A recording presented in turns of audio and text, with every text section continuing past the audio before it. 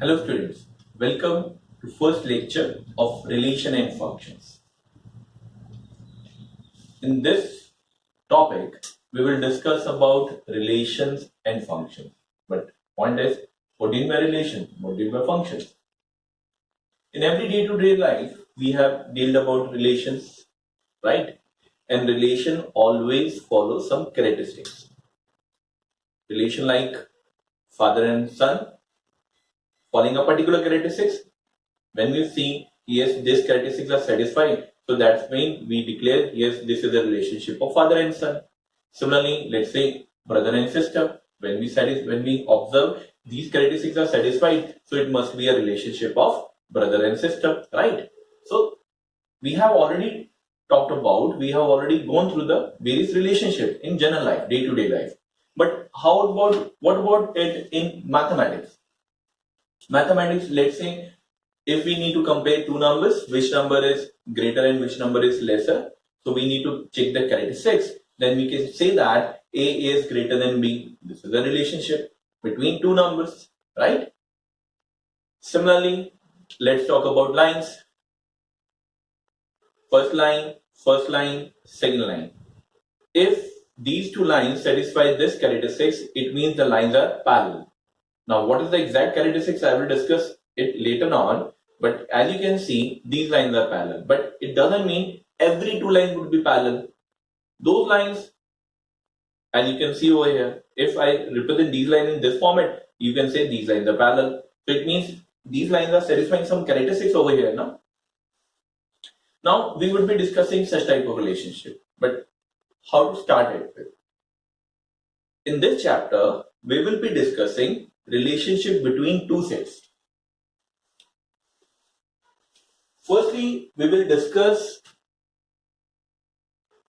ordered pairs. Then we will discuss relations. And then we will discuss functions. This chapter will go in this pattern.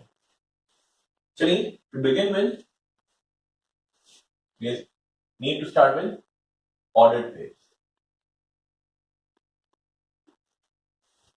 Ordered pair has a very simple terminology. When two elements are written in any specific order, they make an ordered pair. For an example, 2, 4, 4, 6, 6, 8. All these pair represents an order pair and they follow a particular pattern. Now, let's discuss equality of ordered pairs.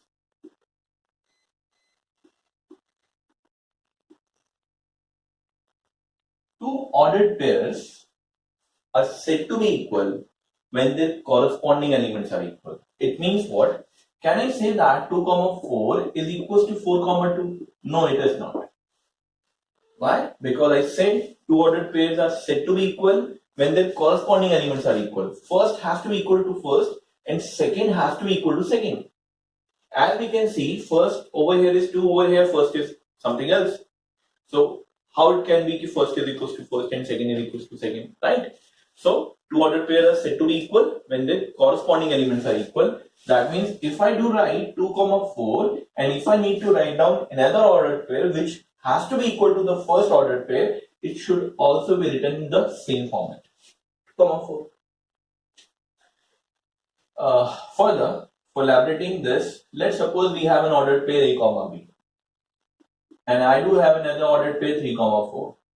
What is the condition for first order pair to be equal to the second order pair? The condition is A has to be equal to 3, B has to be equal to 4. A has to be equal to 3 and B has to be equal to 4 for these two ordered pairs to be equal, right? Or in a similar manner, question come like this. Suppose first order pair is equal to second order pair. Find out the values of x and y.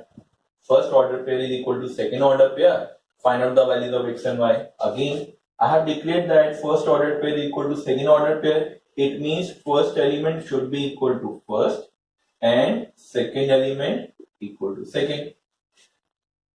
Now as you see, we got two equations in terms of x and y. Now you need to solve to get the values of x and y. From solving these two equations, we would be having 2x, sorry I have written x minus y would be equal to 2 over here.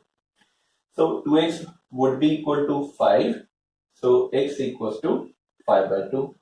If x is equals to 5 by 2, then y would be what? 1 by 2. So these are the values of x and y. So this is about ordered pairs. Now, as I told you in the beginning of this chapter, firstly we'll be discussing relation between the sets. So what do you mean by relation over here? To understand this, firstly we need to understand Cartesian product of sets. Cartesian product of sets. Let A is the set, B is the set, then A cross B represents Cartesian product of sets. And how do we represent Cartesian product of sets? It is like this: A cross B equals to A comma B such that small a belong to set A and small b belong to set B. This is a set builder form of A cross B. It means what? While talking about Cartesian product of sets, we used to write down only ordered pairs. A cross B लिखना है मुझे, तो मुझे क्या लिखना है? सिर्फ ordered pairs.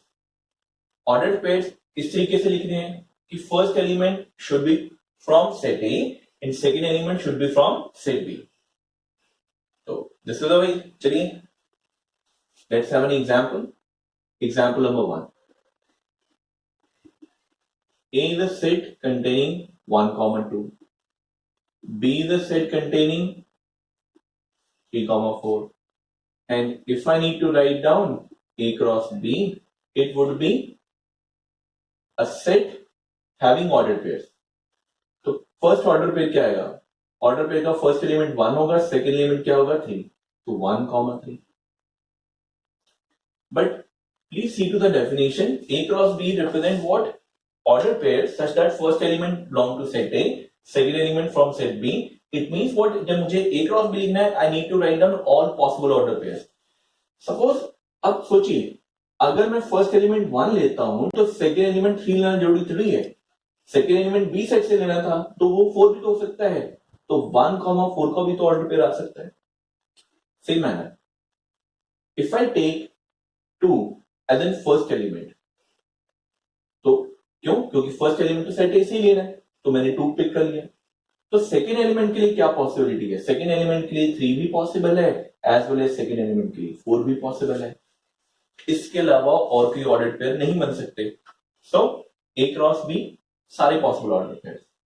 First element from set A, second element from set B. 1, 3, 1, 4, 2, 3 and 2, 4. So this is we have A cross B. Okay. थोड़ा और समझने के लिए एक मिनट प्लीज इसको चेक करिए. What would be B cross A in it? अब सोचिए, if I have written A cross B, तो पहले क्या हुआ? ऑर्डर पेयर जो लिखा उसका फर्स्ट एलिमेंट सेट A से आया, सेकेंड एलिमेंट सेट B से आया. अब जब मैंने B क्रॉस A लिखना है तो भी ऑर्डर पेयर ही लिखने पड़ेंगे, but this time first element B से आएगा और सेकेंड एलिमेंट A से आएगा. सोचिए, अगर मैं फर्स्ट एलिमेंट B से पिक करता हूं तो पहले अगर मैं 3 लिख देता हूं फर्स्ट एलिमेंट, तो सेकेंड एलिमेंट क्या हो सकता है? 1 भी हो सकता है, 2 भी. तो 3, 1, 3, 2. बट ये भी तो पॉसिबिलिटी है, अगर मैं फर्स्ट एलिमेंट 4 लिख लूं तो सेकेंड एलिमेंट क्या हो सकता है? 1 भी हो सकता है, 2 भी हो सकता है. तो 4, 1 and 4, 2. So this is we have B cross A, right? Now please observe, is A cross B equal to B cross A? क्या A cross B B cross A के इक्वल है? आप खुद सोचिए. उसको समझने के लिए सोचिए, A cross B अपने आप में एक सेट है, B cross A भी अपने आप में एक सेट है, और we have studied कि ये सेट्स में arrangement of element doesn't matter, right? But the element should be same. Only then we declare the sets are equal. Please again focus करिए. Is A cross B equal to B cross A? अगर आप उसको सही ढंग से समझना चाहते हैं तो पहले ये सोचिए कि A क्रॉस B में एलिमेंट्स क्या क्या हैं. There are 4 elements and all these elements are written in the format of order pair. पहला ऑर्डर पेयर है 1,3, दूसरा है 1,4, फिर है 2,3, फिर है 2,4. Similarly, B cross A में भी 4 elements हैं. Again, all the elements are written in the format of order pair. Order pairs are 3,1, 3,2, 4,1 and 4,2. अब जरा ये सोचिए, क्या 1,3 वाला एलिमेंट यानी कि ऑर्डर पेयर यानी कि this element is equal to this element? क्या ये एलिमेंट सेम है? नहीं. हमने डिस्कस किया. क्या डिस्कस किया? Equality of order pair. Please see to this. Order pair equal कब होते हैं? जब कॉरेस्पॉन्डिंग एलिमेंट्स इक्वल होते हैं. कॉरेस्पॉन्डिंग एलिमेंट्स इक्वल होने का मतलब, अब मैं यहाँ पे फिर से इलैबोरेट कर सकता हूं कि suppose A1, B1 is equal to A2, B2. अगर ये मेंशन है तो वो तभी पॉसिबल है जब A1 इक्वल टू क्या हो? A2 and B1 equal to क्या हो? B2. तो first should be equal to first, second should be equal to second. तो ये ऑर्डर पेयर्स इक्वल नहीं है, तो यानी कि एलिमेंट इक्वल नहीं है. तो इसका मतलब A क्रॉस B में कुछ और एलिमेंट है, B क्रॉस A में कुछ और एलिमेंट है. तो क्या ये कार्टेशियन प्रोडक्ट इक्वल है? नो. तो इट मींस व्हाट, एक हमारे पास यहां से एक और रिजल्ट बन के आया, A cross B is not generally equal to B cross A. A cross B generally is not equal to B cross A. I hope ये बात समझ में आई आपको. ओके, मैंने एक एग्जांपल दिया था. जब मैंने सेट A ये लिया, सेट B ये लिया, तो मैंने A क्रॉस B और B क्रॉस A कैलकुलेट किया. Let's go with an another example. Example number 2. Let's suppose this time I take set as 4 and 9, B as 5. Now, please see to this. What would be A cross B? Again, ordered pair लिखने हैं. First element set A से, second element set B से. तो पहला अगर element 4 pick किया, second element set B से लिखेंगे तो उसमें तो सिर्फ एक ही ऑप्शन है ना 5, तो 4,5. अब फर्स्ट एलिमेंट 9 लिखते हैं तो सेकेंड एलिमेंट के लिए तो एक ही ऑप्शन है 5. क्या इसके अलावा कोई ऑर्डर पेयर है? नहीं है. तो A क्रॉस B 4,5 है, 9,5 आया.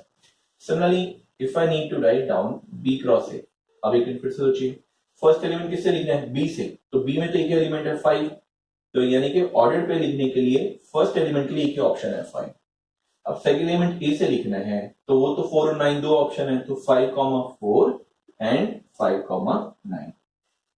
This is A cross B and B cross A. I hope अब आपको कार्टेशियन प्रोडक्ट का कंसेप्ट समझ में आ चुका है. अब जैसे मैंने एक ये कंक्लूजन बताया था आपको, we are going to have another conclusion. Please see to this. In this particular case n of A was 2, n of B was 2, n of A cross B, n of A cross B 1, 2, 3, 4. Similarly, n of B cross A, again it is 4, right? Now, in the second example, again please see to this. N of A 2, n of B 1. What is n of A cross B? It is 2. And again n of B cross A, it is again 2. Right? Now I am going to give you a formula. आप cross check in दो example के through आप कर सकते हैं. The next concept, or you can say the formula, is n of A cross B equals to n of A into n of B. N of A cross B. Firstly, what is n of A? I hope you must remember this point. N of A represent cardinal number of a set. It means what? It represents number of elements in a set. So if I am going to write down over here n of A cross B, इसका मतलब क्या बना? A cross B में total elements कितने होते हैं? तो उसका क्या फॉर्मूला लिखा है मैंने? A के total elements multiply by B के टोटल एलिमेंट्स. राइट? क्या ये सच में फॉर्मूला एप्लीकेबल है? इस केस में n of A cross B 4 है. क्या वो सच में n of A to n of B है? Sorry, I have written n of B wrong over here. It is n of B is 2, है ना? 2 ही तो एलिमेंट्स है. So n of a cross b 2 into 2 4. n of b cross a भी तो वही है, n of b into n of a हो जाएगा, तो अभी तो 2 into 4 ही रहेगा.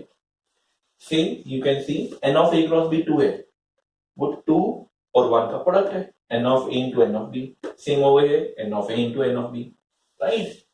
So now we have two few more results. पहला रिजल्ट जो हमने पढ़ा कार्टेशियन प्रोडक्ट में, पहला रिजल्ट मैंने कहा Cartesian product generally does not follow commutative law. A cross B is generally not equal to B cross A. Second result is n of A cross B equal to what? N of A into n of B. Okay. Let's suppose out of A and B, one of the set is an empty set. One of the set is an empty set. So what about A cross B? उसमें क्या आएंगे? जरा आप सोच के देखिए. We have read A cross B में तो ऑर्डर्ड पेयर्स आते हैं. फर्स्ट एलिमेंट सेट A से आया तो 1 लिखा. बट अगर मैं 1 लिख रहा हूं तो मुझे यहाँ पे ऑर्डर्ड पेयर्स लिखने हैं. ये आपको दिमाग में रखना है, हमने क्या लिखने हैं? ऑर्डर्ड पेयर लिखने हैं. तो ऑर्डर्ड पेयर का सेकंड एलिमेंट भी तो कुछ होना चाहिए, then we declare it is an ordered pair.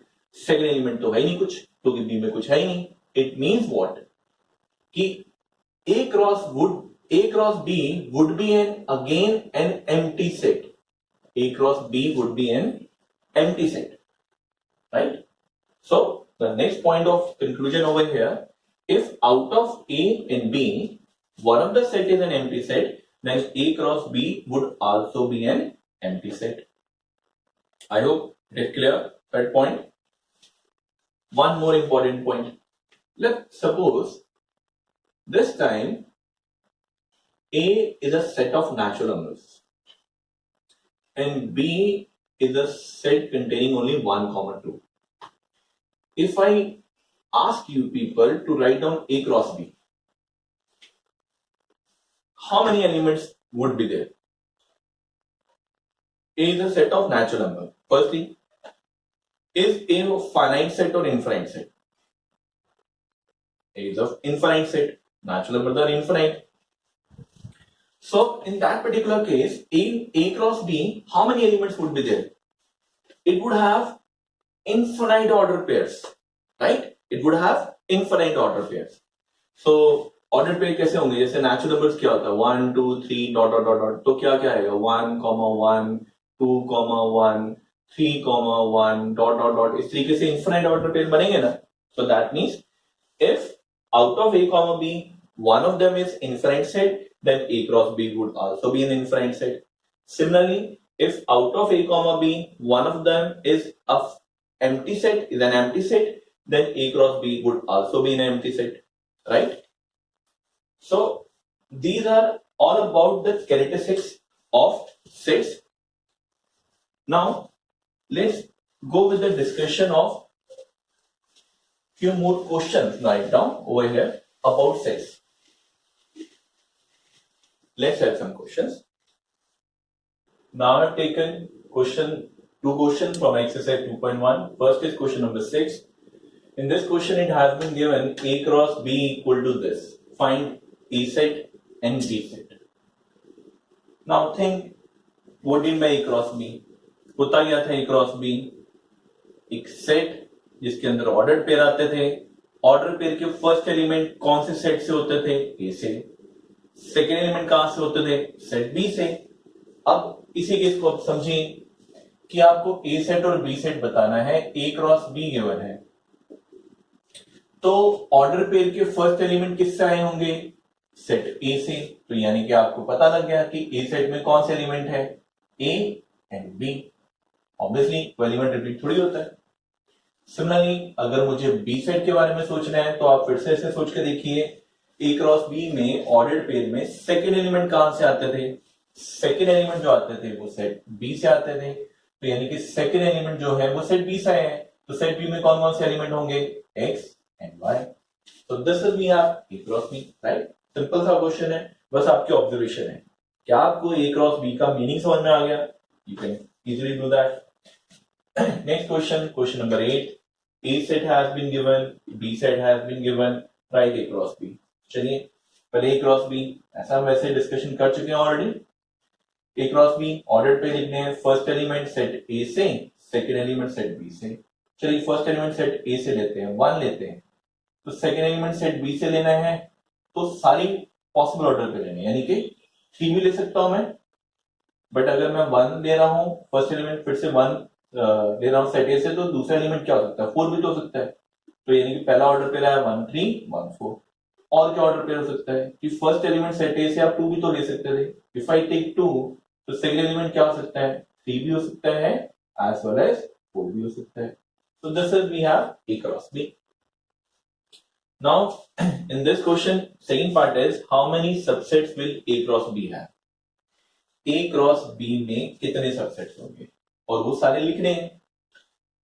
वैसे हमने सेट्स में फॉर्मूला पढ़ा था. The formula was n of power set of ए.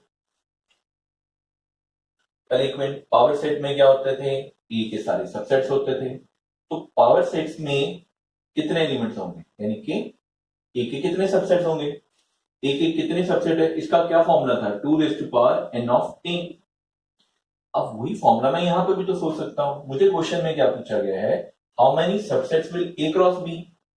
तो ए क्रॉस बी के जो सारे सबसेट्स होंगे वो उसके पावर सेट में एज एन एलिमेंट होंगे. तो अगर मुझे ये ढूंढना है कि पावर सेट में कितने एलिमेंट्स हैं, एक्चुअली मुझे ढूंढना है कि ए क्रॉस बी के कितने सबसेट्स हैं. वो सारे सबसेट एलिमेंट होंगे ना पावर सेट के. तो it means I need to find out total number of elements of power set of A cross B.